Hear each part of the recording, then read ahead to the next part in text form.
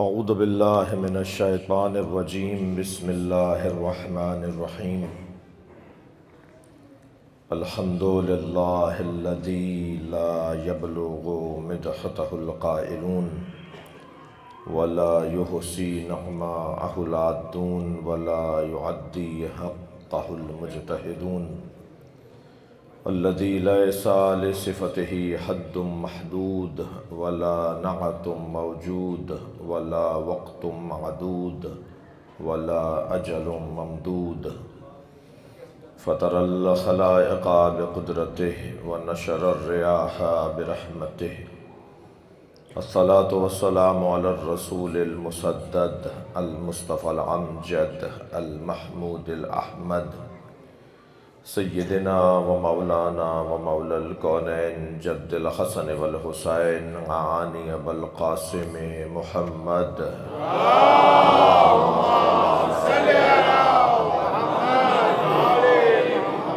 وآلہ الطیبین الطاہرین المعصومین الذین قال اللہ انما یرید اللہ لیذہب عنکم الرجس اہل البیت ویطہرکم تطہیرا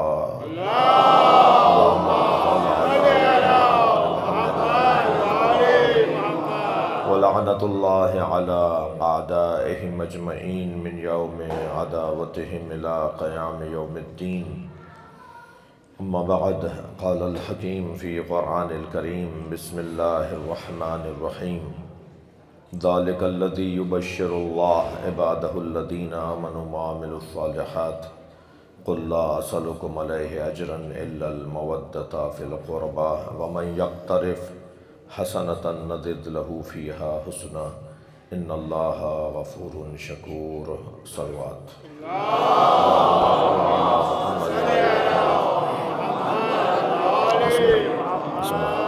ایک اور صلوات بلند کر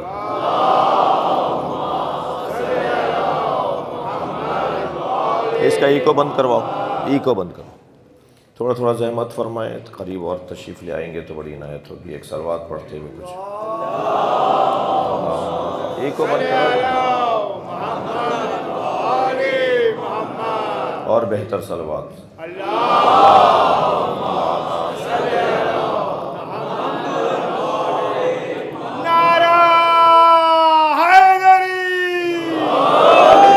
سورہ مبارکہ شورا کی آیت کریمہ ہے، اور آیت کا جو دسترخوان ہے، آیت کا جو میدان ہے، آیت کا جو سمندر ہے، وہ اتنا وسیع ہے کہ اس کے ایک ایک فقرے کے اوپر بہت کچھ غور کیا جا سکتا ہے۔ ویسے بھی مجلس اعضاء کا مقصد اور ہدف قرآن صامت سے قرآن ناطق تک کا سفر ہے۔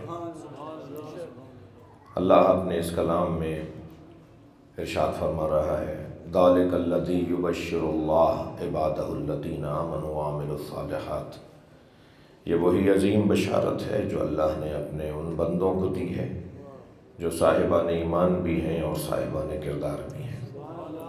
حق بھی انہی کا بنتا ہے کہ انہیں بشارت دی جائے، جو مومن بھی ہو اور جو با کردار بھی ہو۔ مومنوں کا حق بنتا ہے اور با کرداروں کا حق بنتا ہے کہ انہیں اللہ کی طرف سے بشارت دی جائے، اس لیے کہ صاحبان ایمان بھی اور صاحبان کردار بھی سب سے زیادہ پریشانی اٹھاتے ہیں، اور جو سب سے زیادہ پریشانی اٹھائے دنیا کی طرف سے، سب سے زیادہ جو پریشانی اٹھائے تو اللہ کی طرف سے اسی کو سب سے زیادہ بشارت ملنی چاہیے۔ صلوات ہدیہ کریں گے نبی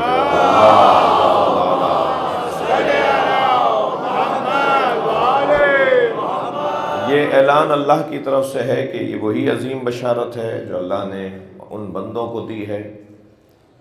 اللہ کی طرف سے یہ وہ عظیم بشارت ہے کہ جو ان بندوں کے لیے ہے کہ جو صاحبان ایمان بھی ہیں، صاحبان کردار بھی ہیں۔ اب بشارت کیا ہے؟ یہ تو اعلان ہے کہ بشارت ہے۔ کیا بشارت ہے؟ جی طوبی لمن آمن باللہ، مبارک ہو انہیں کہ جو ایمان لے کر آئے اللہ کے اوپر۔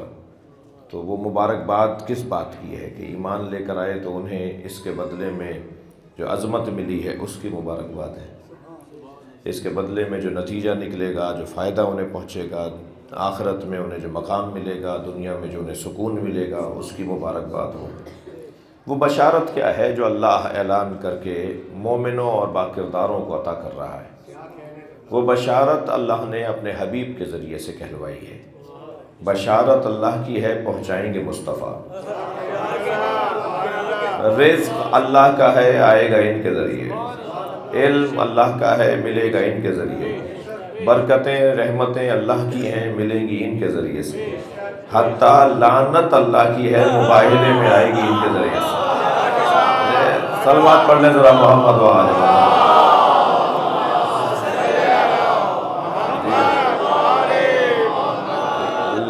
یہاں بھی بشارت اللہ کی ہے، مگر قل، اے میرے حبیب کہہ دیجئے، آپ پہنچا دیجئے، اللہ کی بشارت ہے، آپ پہنچا دیجئے۔ یعنی اگر میں وسیلے کا لفظ ہی ڈھونڈ کر یہ سمجھوں کہ وسیلہ اسے کہتے ہیں جہاں لفظ وسیلہ آئے، تو یہ کوئی بہت زیادہ سمجھداری کی بات نہیں ہے۔ ہر وہ پیغام جس میں ہمیں نبی کا محتاج بنایا گیا ہے وہ وسیلے کا پیغام ہے، اور اس آیہ کریمہ میں تو اللہ کی بشارت ہے جو نبی کے ذریعے سے آئے گی۔ تو قرآن تو فارمولوں کی کتاب ہے، قرآن اصولوں کی کتاب ہے۔ اگر ایک دفعہ بھی پورے قرآن میں کہہ دیا گیا ہوتا، یہاں تو 10 دفعہ کہا گیا ہے، اگر ایک دفعہ بھی کہہ دیا گیا ہوتا کہ اللہ کی چیز ان کے ذریعے سے ملے گی، جی فَجْعَلْ لَعْنَتَ اللَّهِ عَلَى الْكَاذِبِينَ، پھر ہم قرار دیں گے اللہ کی لعنت جھوٹوں پر، تو لعنت اللہ کی ہوگی، آئے گی ان کے ذریعے سے۔ جی بشارت اللہ کی ہے، آئے گی ان کے ذریعے۔ یہ اگر قرآن میں ایک جگہ پر بھی یہ طریقہ اپنایا گیا ہوتا تو بھی ہمارے لیے کافی تھا کہ ہمیں ان کا محتاج بنایا گیا ہے۔ بس جب یہ باور ہو جائے کہ ہمیں اہل بیت کا، نبی اور آل نبی کا محتاج بنایا گیا ہے، تو اس احتیاج کے آگے تسلیم ہو جانا ہی ایمان ہے۔ صلوات پڑھیں محمد و آل محمد۔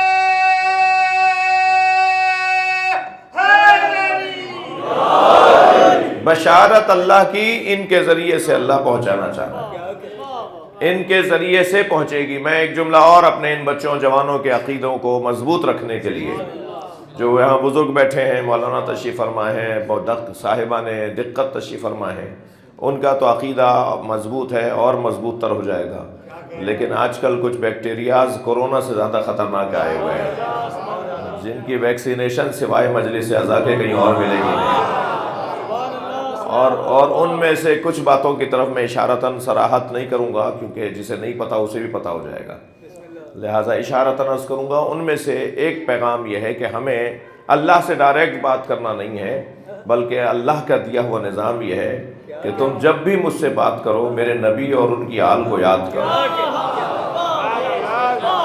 میری بارگاہ میں حاضری دو تو میری نبی کو اور میرے نبی کی آل کو یاد کر کے حاضری دو۔ یہ صلوات اور کیا ہے؟ اللہم صلی علی محمد و آل محمد ہے کیا؟ یعنی ہم جب درود مان رہے، اللہ سے بات کر رہے ہوتے ہیں، دعا مانگ رہے ہوتے ہیں، تو اس کے لیے حکم ہے کہ اول و آخر درود پڑھو۔ تو بغیر درود کے کیوں اللہ دعا نہیں سننا چاہ رہا؟ بغیر درود کے اللہ دعا اس لیے نہیں سننا چاہ رہا کہ اللہ چاہتا یہ ہے کہ میری بارگاہ میں آؤ تو دامن مصطفیٰ کے ساتھ آؤ، یاد اہل بیت کے ساتھ آؤ۔ صلوات پڑھیں محمد و آل محمد۔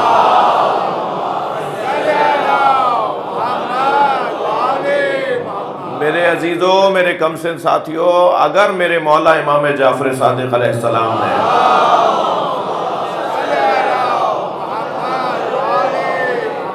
امام علی رضا علیہ السلام نے اللہم صلی علی محمد و آل محمد اپنی اپنی دعاؤں میں، اور امام زین العابدین علیہ السلام نے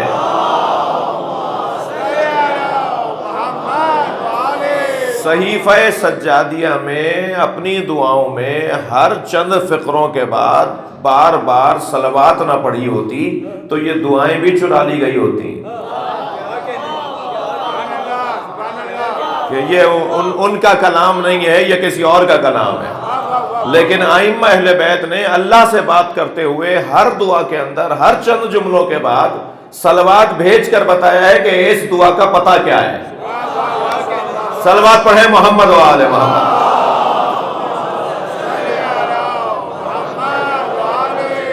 ایک اور بہتر اور بلند صلوات.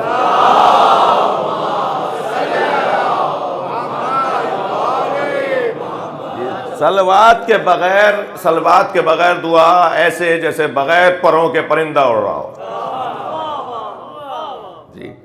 جی صلوات دعا کا حسن ہے، صلوات دعا کا جمال ہے، اور روح ہے دعاؤں کی صلوات، درود نبی اور آل نبی پر. تو یہ بار بار اس لیے تاکہ ہمیں احساس دلایا جائے بات تو ہم اللہ سے کر رہے ہیں، مگر ساتھ میں اہل بیت کو لائیں، ان کی یاد میں اللہ سے بات کر رہے ہیں، ان پر ایمان رکھتے ہوئے اللہ سے بات کر رہے ہیں، ان کا احترام کرتے ہوئے اللہ سے بات کر رہے ہیں، ان سے عقیدت رکھتے ہوئے اللہ سے بات کر رہے ہیں. اسی کو وسیلہ کہا جاتا ہے، اسی کو وسیلہ کہا جاتا ہے. اور میں روشن تر بات کروں بچوں کے لیے، یعنی اللہ اگر اپنا پیغام ہم تک پہنچانے کے لیے انہیں وسیلہ بنائے تو یہ تو روشن ہے پورے قرآن میں کہ ہر آیت ان پر آئی ہے اور انہوں نے ہمیں سمجھائی ہے. تو ہمیں یہ سمجھ میں نہیں آ رہا کہ ہم اپنی دعائیں پہنچائیں تو انہیں وسیلہ بنائیں،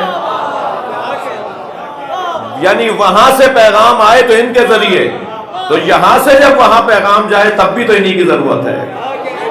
اسی عنوان کو عقیدہ توسل کہا جاتا ہے. صلوات پڑھیں گے محمد و آل محمد.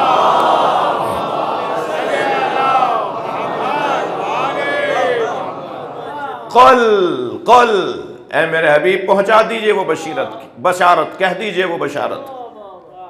کیا ہے وہ بشارت؟ لا اسألکم علیہ اجرا الا المودۃ فی القربى. اچھا، ذہن پر، امت کے ذہنوں پر سرکار سے اللہ نے یہ کہلوا کر یہ ایک روب جلال، ایک احسان کا اظہار کیا ہے جی، کہ اگر سرکار نے ہمیں انسان بنانے میں، بہتر آدمی انسان بنانے میں اتنا کچھ اللہ کے پیغامات کو ہم تک پہنچایا، اور صرف اللہ کے پیغام نہیں، ان پیغاموں پہ خود بھی عمل کر کے دکھایا، یعنی ہمیں تھیوری بھی اور پریکٹیکل بھی، نظریہ بھی اور عمل بھی کر کے دکھایا ہو. اور 1 2 4 دفعہ نہیں بلکہ 63 برس کی نبوی زندگی، 23 برس کی نہیں، 63 برس کی نبوی زندگی، جب سے تھے دنیا میں تشریف لائے اس سے لے کر جب تک سرکار کی رحلت ہوئی، کوئی دن ایسا نہیں تھا کہ جس دن سرکار نے ہماری رہنمائی کے لیے اہتمام نہ کیا ہو، انتظام نہ کیا ہو. یعنی 63 برس میں آپ دنیا میں، کیونکہ آج کل کیلکولیٹر ہاتھ میں ہے اس لیے مجبوراً میں بات کر رہا ہوں کہ 63 سالوں کے اندر مہینے کتنے بنیں گے، اور پھر ہر مہینے میں دن کتنے ہیں، اور دن میں گھنٹے کتنے ہیں، اور گھنٹوں میں جی ساعتیں کتنی ہیں، اور لمحات کتنے ہیں، اور آنات کتنے ہیں، ثانیے کتنے ہیں، اور ان سب کو اگر جوڑتے چلے جائیں تو پھر سرکار نے ہر لمحے میں کتنے گہرے اور کیسے پیغامات پہنچائے ہیں. تو ہم تو گنتی بھی نہیں گن پائیں گے کہ نبی نے ہمیں کیا کچھ دیا ہے، سرکار نے ہمیں کتنا کچھ دیا ہے. یہ جو ان گنت نبی کے ہمارے اوپر احسانات ہیں، یہ ذرا تصور میں رکھتے ہوئے اب مولا علی کا یہ فقرہ ذرا ذہن علی میں دہرائیے، جس میں مولا فرماتے ہیں من علمنی حرفا فقد سیرنی عبدا. جس نے مجھے ایک حرف، ایک چیز، ایک بات سکھائی، اس نے مجھے اپنا غلام بنا لیا. یعنی اگر کوئی ایک بات سکھائے تو ہم اس کے غلام بن جائیں، یہ علی کا ہمیں حکم ہے. ہم اپنے معلم اور مربی اگر ایک جملہ بھی وہ سکھائے، ہمارے لیے نئی بات ہو، ہماری بہتری کی بات ہو، تو ہم ان کے غلام بن جائیں اپنے سکھانے والے کے. یہ ایک بات سکھانے والے کے جب غلام بن جائیں تو جس نے ان گنت باتیں سکھائی ہو تو حق نہیں ہے کہ ساری امت اس کی غلام بن کے رہے، اس کے احترام میں رہے. اب وہ جس نے اتنا کچھ ہمیں عطا کیا ہے، بہت کچھ اس نے عطا کیا ہے جی، تو اس کے بدلے میں ہم کیا دے سکتے ہیں انہیں؟ کیونکہ انہوں نے تو ہمیں کوئی مادی چیز نہیں دی ہے جو ہم مادی چیز بدلے میں دیں جی. انہوں نے ہمیں ہماری روحوں کو، ہمارے ذہنوں کو، ہماری فکروں کو ہمارے افکار کو، ہمارے خیالات کو، ہمارے نظریات کو بہتر کیا ہے۔ یعنی ایک حدیث ہم پڑھ لیتے ہیں تو ہمارے 25 مسئلے حل ہوتے ہیں۔ سرکار دو جہاں کی ایک حدیث میں 25 مسئلوں کے حل نکلتے ہیں۔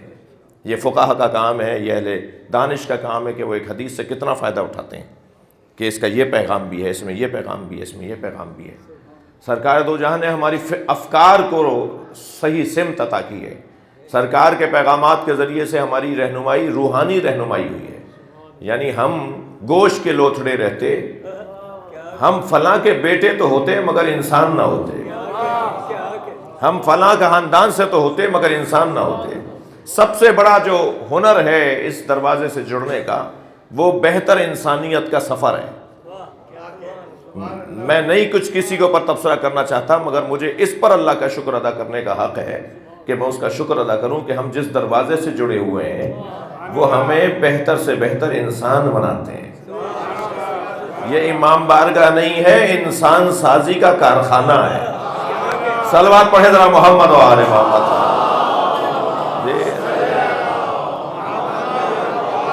بھائی بہت بڑی تعداد ہے، صلوات بلند تر پڑھیں گے۔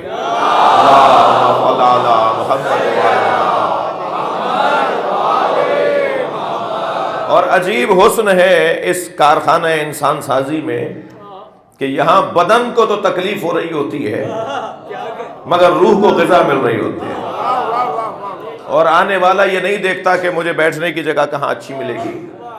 یہاں تو بہت اچھی چاندنی بچھی ہوئی ہے، میرے بھائیوں نے، بچوں نے بڑا اچھا انتظام کیا ہے۔ خود اس ادارے کے اندر بہت صفائی ستھرائی، خود مولانا مرحوم کے زمانے سے بہت ان باتوں کا خیال رہتا ہے۔ فرزندان بھی الحمدللہ، اور ان کی جو کمیٹی، ان کی جو ٹرسٹ ہے، جو ادارے کے افراد ہیں، وہ سب متوجہ رہتے ہیں۔ پھول پودے لگے ہوئے ہیں، روشنیاں اچھی ہیں، صفائی ہے۔ ہمارے اداروں کو شان سے ہونا چاہیے۔ کوئی ہمارے ادارے میں آئے تو اسے لگے کہ یہ اہل بیت کے چاہنے والوں کا ادارہ ہے۔ تو یہ مگر جہاں ایسا نہیں ہوتا وہاں بھی ہم یہ خیال نہیں کرتے کہ صاحب کارپیٹ ایسا ہی تھا تو ہم نہیں بیٹھیں گے، چاندنی مثال کے طور پہ ایسی ہی تھی تو ہم نہیں بیٹھیں گے۔ نہیں، اس کا تو خیال ہی نہیں ہے، ہمارا تو خیال اس طرف ہے ہی نہیں جی۔ ہم تو ویسے بھی اپنے بدن کو تکلیف میں ڈال کر عزاداری کرتے ہیں۔ عزاداری کی بنیادی کیفیات میں ایک کیفیت ہے بدن کی تکلیف، اور بدن کی تکلیف میں رہ کر جو روحانی کیفیات بڑھ رہی ہوتی ہیں، یہ ہے اس عزاخانے کا اور اس ادارے کا اور اس نظام کا ایک پیغام، ہمیں بہتر انسان بنانے کے لیے۔ اور میں بڑے اطمینان کے ساتھ آپ کا نوکر ہوں، آپ ملت کا نوکر ہوں، کوشش کرتا ہوں کہ کسی کے لیے اچھے کام آ سکیں۔ پیواڑ کی پہاڑی سے لے کے چوٹیوں سے لے کے کراچی کے ساحل تک الحمدللہ، اور پوری دنیا کے اندر ایک بات کو مشترکہ طور پہ عزاداروں میں محسوس کر رہا ہوں۔ جناب زہرا کے چاہنے والے امام حسین کے عزاداروں میں ایک مشترکہ کیفیت ہے، یہ دوسرے لوگوں سے زیادہ بہتر انسان ہے۔ میں مولانا سے اجازت لے کے اپنی قوم کی برائیوں اور خامیوں کی طرف توجہ کم کرتا ہوں، یہ بھی میری کمزوری اگر کوئی شمار کرے تو اس کی مہربانی ہے، لیکن میں اپنی قوم کی خوبیوں پر توجہ زیادہ کرتا ہوں۔ ہماری قوم کی خوبیوں میں سے ایک موٹی سی خوبی ہے کہ یہاں انسانیت دوسرے لوگوں سے زیادہ ہے۔ یہ جو دوسرے لوگوں سے زیادہ انسانیت ہے، یہ دوسرے لوگوں سے بہتر جو انسانیت کا انداز ہے، یہ ہمیں اس وجہ سے نصیب ہوا ہے کہ ہم کائنات کے سب سے بڑے انسانوں سے جڑے ہوئے ہیں۔ یہ کیسے ممکن ہے کہ 2 گھنٹے تک گلاب بیچنے والے کے دھکے پہ بیٹھوں اور 4 گھنٹے تک میرے اندر سے گلاب کی خوشبو نہ آئے؟ جو 100 سال سے حسین حسین کر رہا ہے، اس کے اندر امام حسین کی سیرت کی خوشبو کیسے نہیں آئے گی؟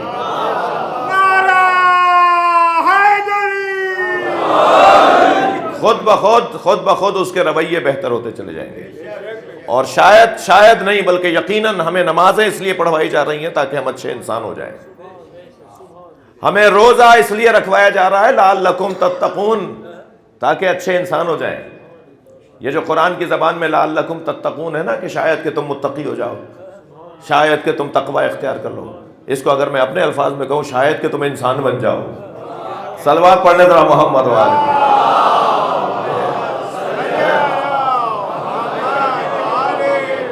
یہ جو تقوی اللہ جو ہمیں دینا چاہتا ہے، ہمیں جو متقی بنانا چاہتا ہے، یعنی ہمیں انسان بنانا چاہتا ہے، انسان بنانا چاہتا ہے ہمیں۔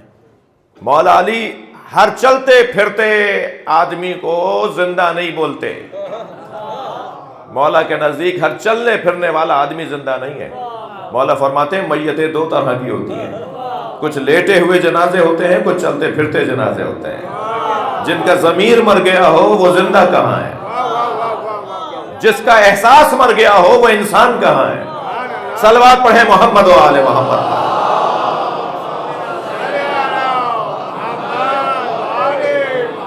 اس گھرانے کا روشن ترین واضح ترین پیغام جو ہے وہ ہمیں بہتر سے بہتر انسان بنانا ہے۔ بات آ گئی ہے تو یہی کہہ دیتا ہوں حضور، میں ان بچوں جوانوں سے زیادہ بات کر رہا ہوں، بزرگوں سے مجھے دعا چاہیے۔ کسی سے نفرت نہیں کرو، کسی سے نفرت نہیں کرو۔ سنی تو ویسے ہی ہماری جان ہے، آپ ہندوؤں سے بھی نفرت نہیں کرو، جوانوں سے بات کر رہا ہوں جی۔ عیسائیوں سے نفرت نہیں کرو، کسی بندے سے نفرت نہیں کرو، ہر ایک سے پیار کرو۔ اگر کوئی آپ کے نزدیک گمراہ ہے تو اسے پیار کریں گے تو بات ہوگی، بات ہوگی تو اسے سمجھا سکیں گے۔ نفرت کر کے کسی کی اصلاح نہیں ہو سکتی، کسی سے چڑ کر کسی کی اصلاح نہیں ہو سکتی۔ اگر میرے ذہن میں کسی سے نفرت بیٹھ جائے گی میں اس کی اصلاح نہیں کر سکتا۔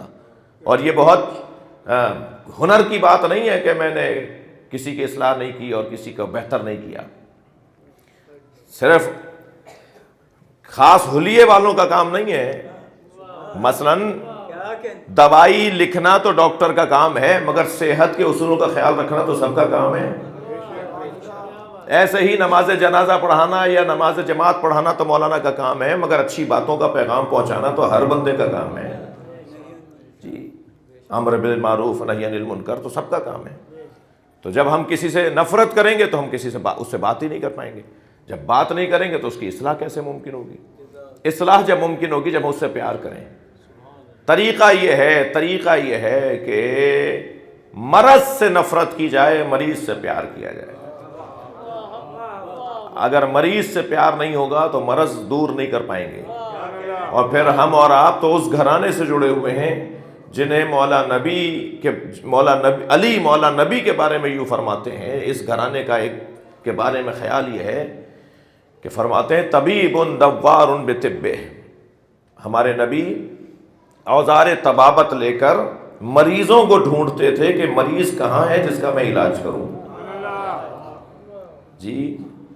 کلینک کھول کر معمولاً جو ڈاکٹر حضرات انتظار میں تشریف فرما ہوتے ہیں کہ کوئی مریض آئے گا تو ہم اس کو دیکھ لیں گے، میں ان کے خلاف نہیں بول رہا، خود میں ان کو کا حوصلہ دینے والا ہوں جی۔ کلینکیں کھول رہے ہیں ماشاءاللہ، اس وقت ہماری کراچی میں 3 کلینکیں تو ہو چکی ہیں اور پورے پاکستان میں تو 7-8 ہو چکی ہیں، تو میں اس مخالفت نہیں کر رہا۔ لیکن یہ محاورہ کہ پیاسے کو کنویں کے پاس چل کے آنا پڑتا ہے، ہمیشہ کنویں کے پانی کیوں بنتے ہیں جو پیاسا ہمارے پاس چل کر آئے؟ کبھی چشمے کے پانی بھی بن جائے،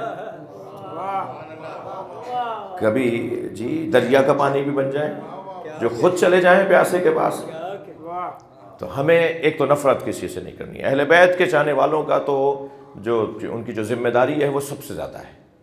ہماری ذمہ داری ہر ایک مسلک مکتب والوں سے زیادہ بنتی ہے، لہٰذا ہم جتنا ہو سکتا ہے اپنے اخلاق کو بہتر کریں جی۔ بہت سے لوگوں کا تو چہرہ ایسا اداس ہوتا ہے کہ لگتا ہے ان کا 8واں جہاز ڈوبا ہے جی۔ ارے بھائی مسکرا کے بھی بات کر لیا کرو جی۔ کسی کے سلام کا جواب ہی نہیں ہمیشہ دینا ہوتا، کبھی کسی کو سلام بھی کرنا ہوتا ہے۔ صلوات پڑھنے ذرا محمد و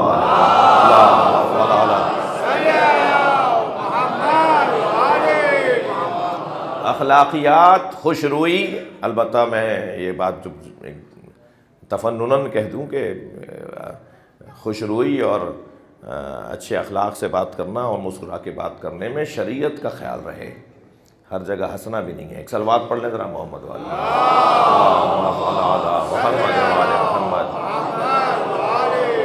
اصلی عنوان یہ ہے کہ اخلاق، گفتگو کا طریقہ، لین اور میٹھا انداز۔ پھر مولا حسین کی بارگاہ میں بیٹھے ہوئے نا، مولا حسین فرماتے ہیں اب خل الناس من بخل بالسلام، کنجوس ترین فرد وہ ہے جو سلام کرنے میں بھی کنجوس ہے. وہ بھی انتظار کر رہا ہوتا ہے کہ کوئی اس کو بڑھ کے سلام کر لے. اور نہ جانے کیوں یہ ذہن کے اندر بیٹھا ہے، میرے ذہن کے اندر کیوں بیٹھا ہوا ہے کہ ہم یہ سوچتے ہیں کہ ہمیشہ چھوٹے ہی بڑوں کو سلام کریں. کہیں نہیں لکھا ہوا کہ چھوٹے بڑوں کو سلام کریں، کہیں بھی نہیں لکھا ہوا کہ چھوٹے بڑوں کو سلام کریں، بلکہ کائنات کا سب سے بڑا سرکار کی ذات، انہوں نے کبھی چھوٹوں کو پہل کرنے نہیں دی کہ وہ پہلے سلام کریں. صلوات پڑھنے ذرا محمد و آل محمد.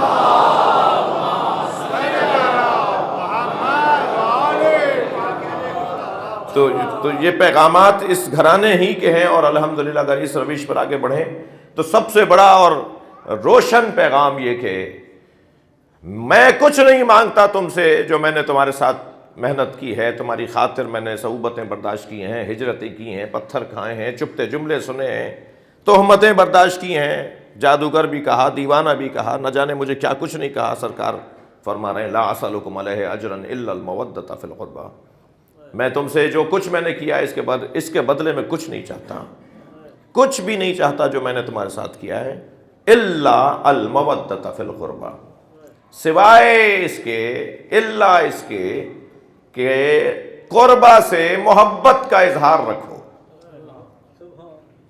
جی نظام ایک، میرے بچوں جوانوں، محبت اہل بیت ایک نظام کا نام ہے، ایک رسم کا نام نہیں ہے، ایک سسٹم ہے، ایک نظام ہے محبت اہل بیت. اور یہ محبت اہل بیت ضمانت ہے، تضمین ہے، جی بیمہ ہے اسلام کے تحفظ کا. جتنا محبت اہل بیت میں کثرت اور شدت ہوتی چلی جائے گی، اتنا اسلام کا تحفظ یقینی ہوتا چلا جائے گا. صلوات ہدیہ کریں نبی کی ذات پر.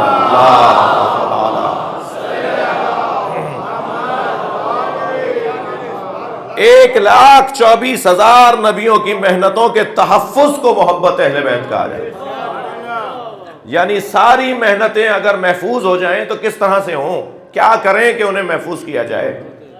سرکار کے پاس جیسے جیسے نبی بڑھتے چلے گئے اور بعد والا نبی پچھلے نبیوں کی محنتوں کا وارث بنتا چلا گیا تو میراث سنگین ہوتی چلی گئی.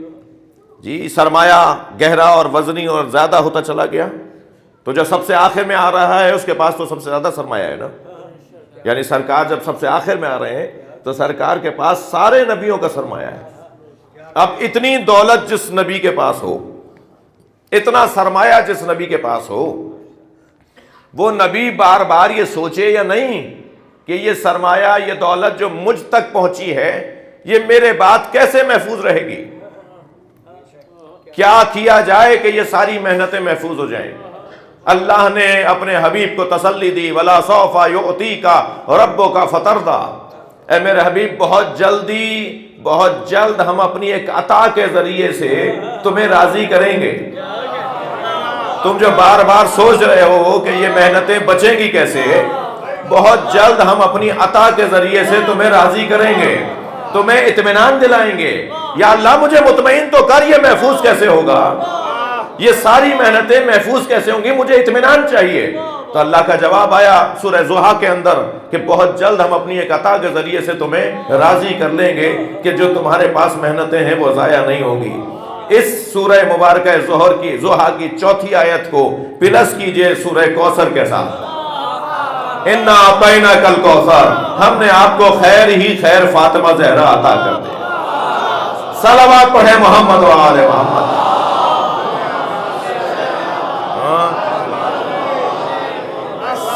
سیدہ کی ذات تمام نبیوں کی محنتوں کا تحفظ ہے. عزیزو کیا کریں کہ ماشاءاللہ اب ان میڈیا کے ذریعے تو مجلس ہی مکروہ ہو جاتی ہے نا، میڈیا نہ ہو تو مجلس مکروہ ہو جاتی ہے. ایک صلوات پڑھیں محمد و آل اللہم صل علی محمد.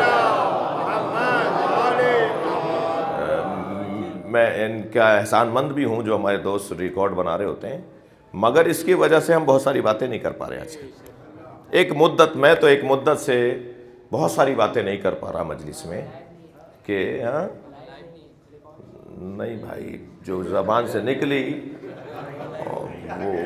اور میں تم پر اعتبار کر لوں، بعد میں تم مجھے ملو گے ہی نہیں.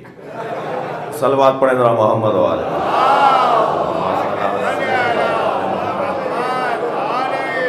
ایک اور بہتر اور بلند صلوات.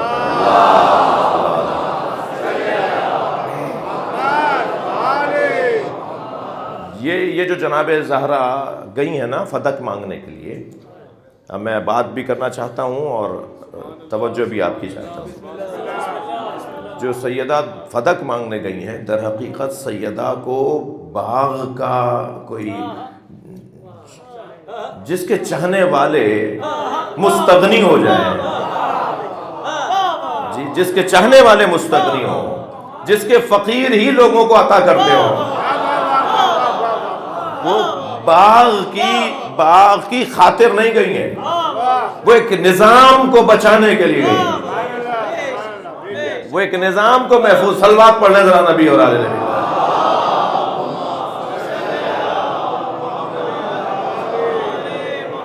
اور بھی بہتر اور بلند صلوات.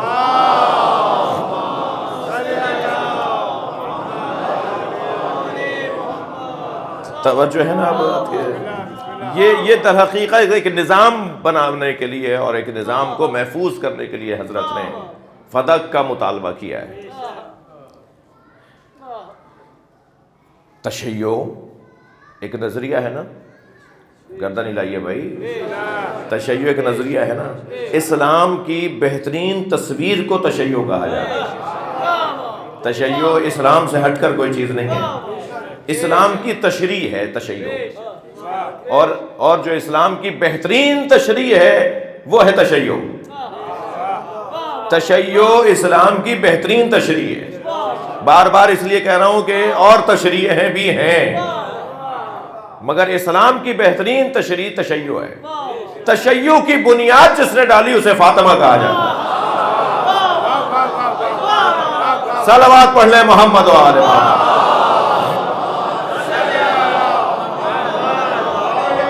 بی بی مؤسس تشیع ہیں،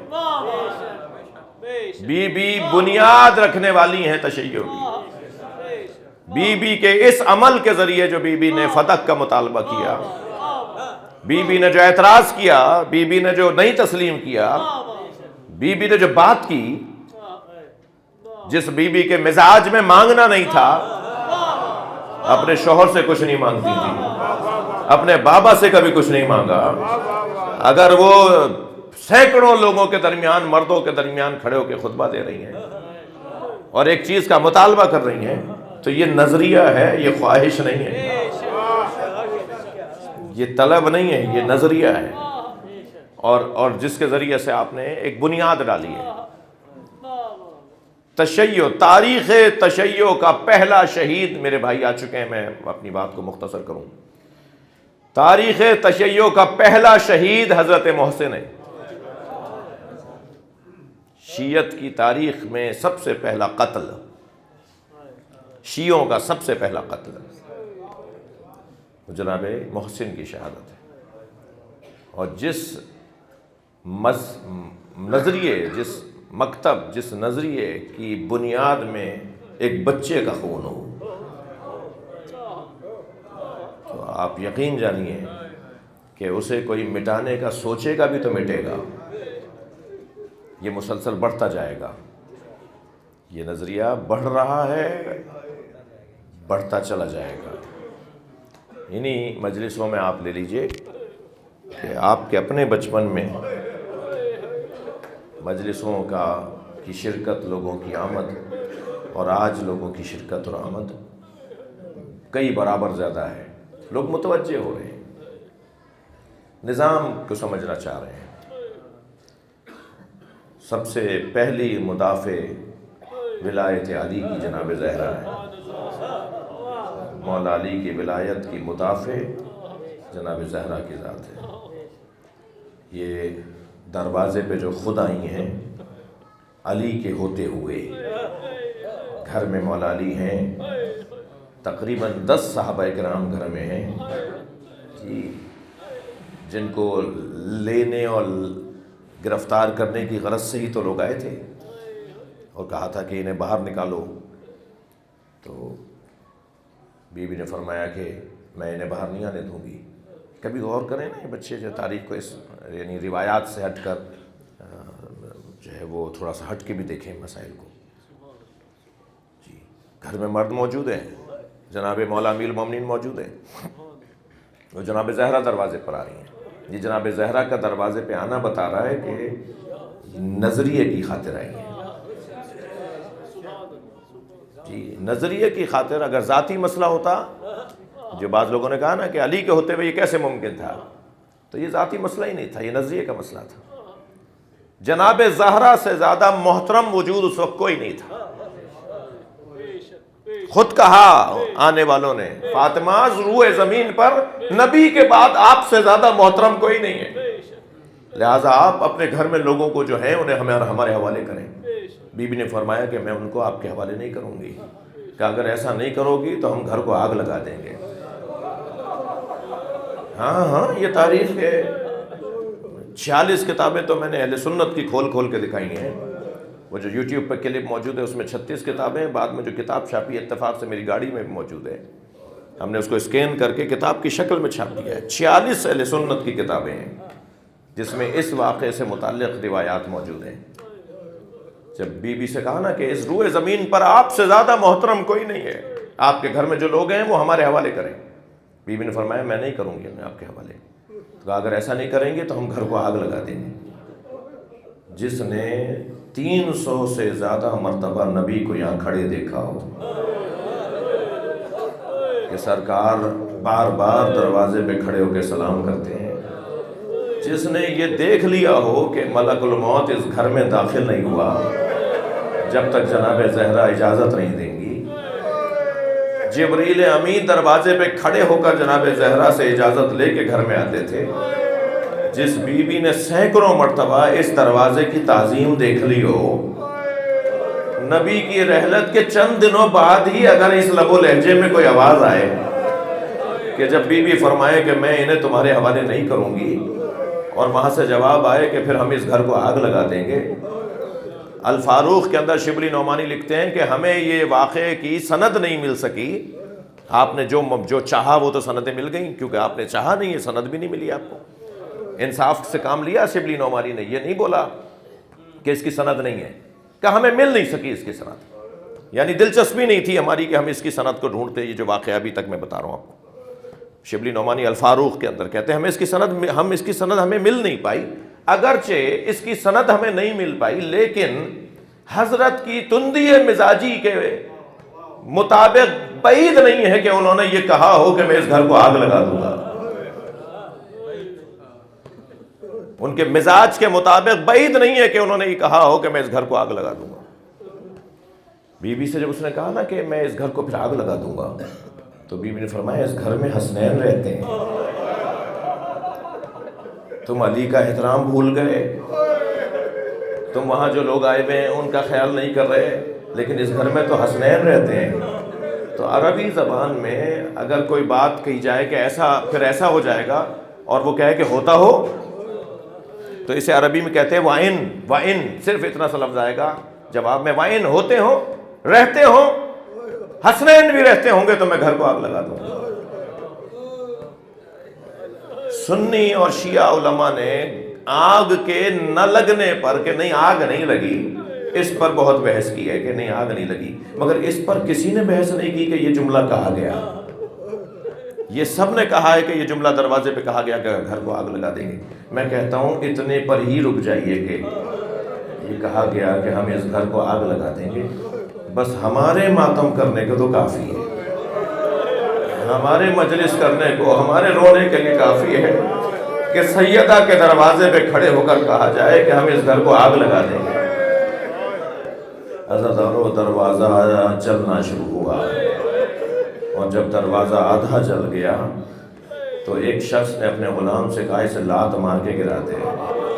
اجرکم اللہ، آپ کی آوازیں بلند ہیں، اللہ آپ کو اجر عطا فرمائے. جب آپ بلند آواز سے روتے ہیں ائمہ دعا دیتے رونے والے کو. ایک شخص نے اپنے غلام سے کہا اسے لات مار کے گراتے، جب اس نے جلتے ہوئے دروازے کو لات مار کے گرایا تو جناب زہرا اس دیوار کے قریب کھڑی تھی جو دروازے کے بالکل ساتھ کھڑی کی جاتی تھی۔ پہلے زمانے میں دروازے کے سامنے ایک دیوار اٹھائی جاتی تھی تاکہ صحن کا پردہ رہ جائے۔ بی بی اس دیوار کے قریب، جو چند ہی ذرا کے فاصلے پہ دیوار ہوتی تھی کہ بندہ گھر میں داخل ہو اور پھر دوسری طرف سے گھر کے اندر چلا جائے، بی بی اس دروازے کے دیوار کے ساتھ کھڑی تھی۔ یہ جلتا ہوا دروازہ جناب زہرا پہ جا کے لگا ہے۔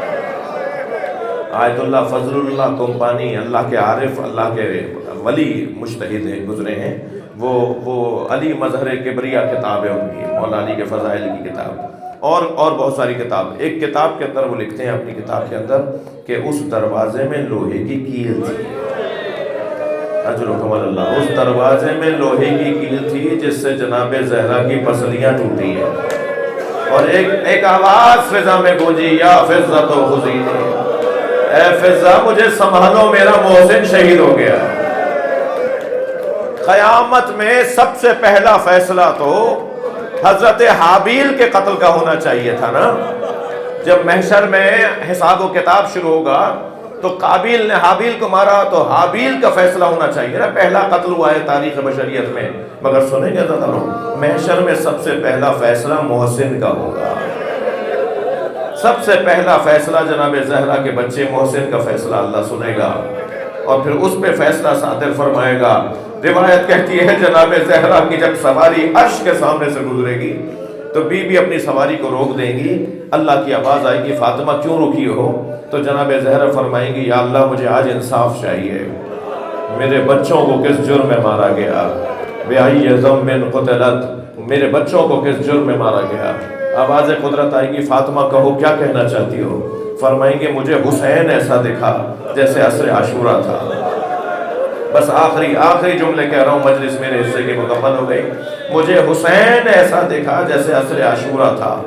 آواز آئے گی فاطمہ برداشت نہیں کر پاؤ گی، فرمائیں گی میں اہل محشر کو بتانا چاہتی ہوں مجھ پہ کیا گزری ہے۔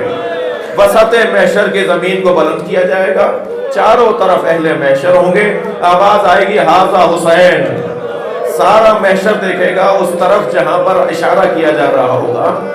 منظر یہ ہوگا کہ حسین گھوڑے پہ ڈگمگا رہے ہیں، عصر عاشور حسین مولا گھوڑے سے گرتے ہوئے نظر آئیں گے، ادھر محشر میں حسین گریں گے، ادھر محشر میں جناب زہرا اپنی سواری سے گریں گے، پورے محشر میں یا حسین یا زہرا کی صدائیں بلند ہوگی۔